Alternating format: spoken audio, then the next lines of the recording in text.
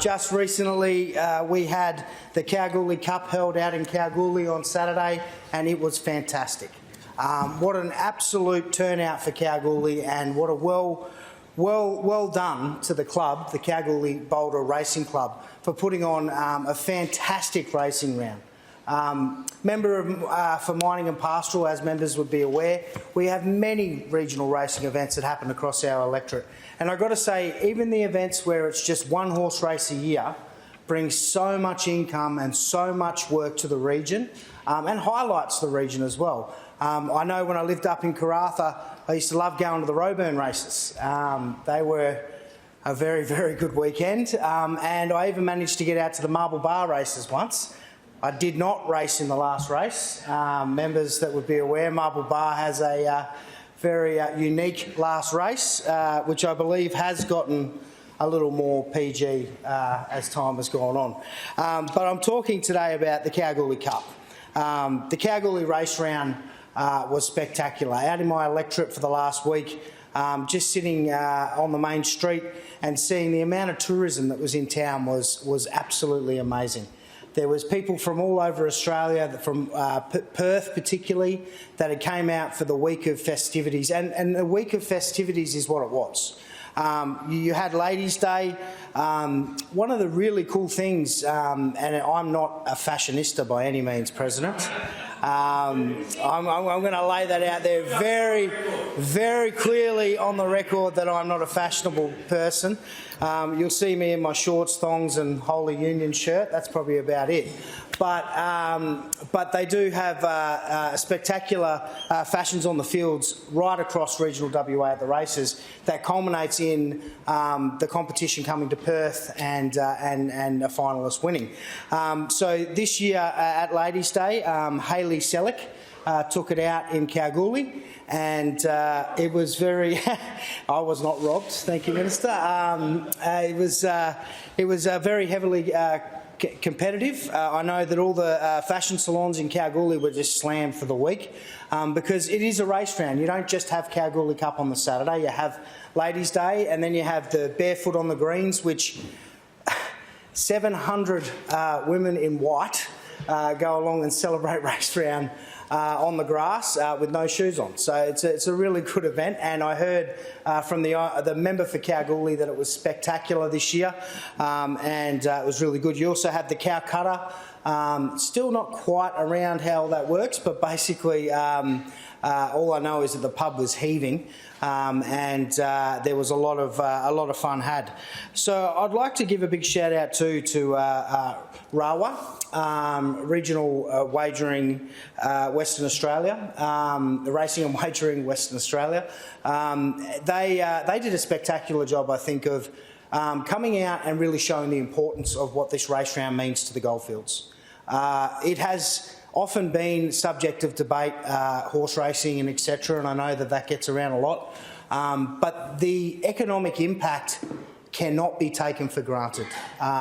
So some of the figures that RAWA provided me with were quite phenomenal, and they did a study. So just in the Kalgoorlie electorate alone, the economic value of horse racing and the KBRC is $51.9 million a year. That is massive. Over 396 full-time employed jobs. A participation of over 1,621 with workers and volunteers. And they have 5 tracks, and we've seen over 20,900 people attend racing in the last 12 months in the Kalgoorlie electorate. 47 race meets and 306 races. In the mining and pastoral electorate alone, it's $128 million that goes into the electorate out of racing. And there are some very passionate people in the racing industry that do a lot just to ensure that they get their horses and jockeys and everyone out to the races. So on the day at the Cow Cup, I did dress up, surprise, surprise. I had shorts on and a slouch hat, so it was quite hot. It was about 37 degrees. But it was really good to see that everyone was having a great time. There has been some hard years with the KBRC, I will admit that. COVID was severely tough. There had been some issues with the operation of the bar. I remember one year where there was a line almost out the gate trying to get to the bar. They've been in the news before. I don't know if members remember. I think it was last year or the year before. They invented the chair snake. So instead of the empty cups, someone stacked up all the chairs in the middle of the racetrack, and it would have gone about 15 metres in the air, but that went viral. But at the Cow Cup, when it was running, it was $150,000 for the winner, and it was quite a story for the winner. So Be Optimistic was the horse that won the Cup, and I'm going to read an article that was in the Kalgoorlie Miner, because it was quite a special. It was quite special for the family and the people involved in the horse to win this cup. So it's called Bronte's Win. The Cow Cup lifted in the name of a racing identity. Sue Stewart reckons her late husband Bronte would still be celebrating after Be Optimistic produced a stunning run to win the Saturday's $150,000 4X Kalgoorlie Cup. That was 5 years in the making. Mrs Stewart was in among the mare's ownership syndicate that includes her son Luke and Zach, and said Bronte's long association with the Kalgoorlie Goldfields racing was centred on one day lifting that Kalgoorlie Cup.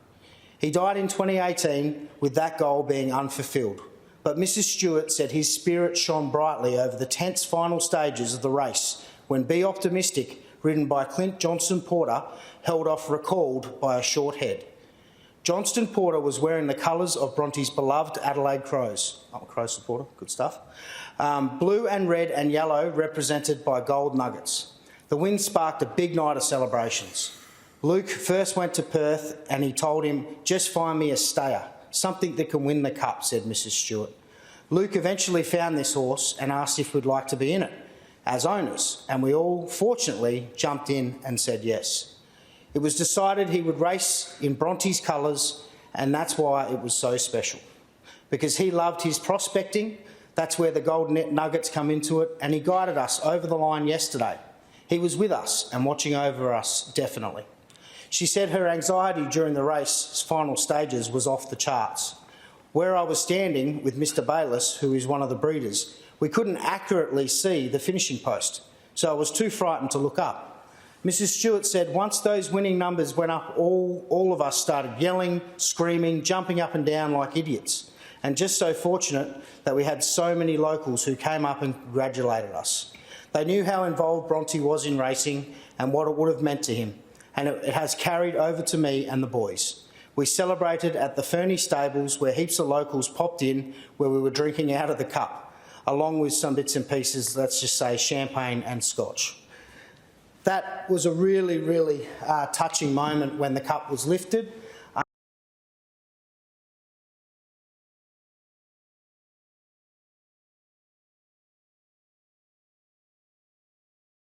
Involved in winning it. I think that's spectacular.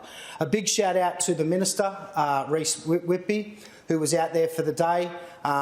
He really engages closely with the racing clubs. He gets out there and makes sure that he gets along, and I know that Rawa and the racing club and everyone was happy to have him out there. The local member, Ali Kent, who I think went to 5 events in 4 or 5 days, really big supporter of the local racing industry. And a big shout out to the CEO, Ian Edwards, from Rawa, Shelby Owen, Zach Ralph and Nicole Ward-Beaver. Done a fantastic job putting it together, fantastic job advocating for regional racing, and I look forward to next year being bigger and better even than this year. Thank you.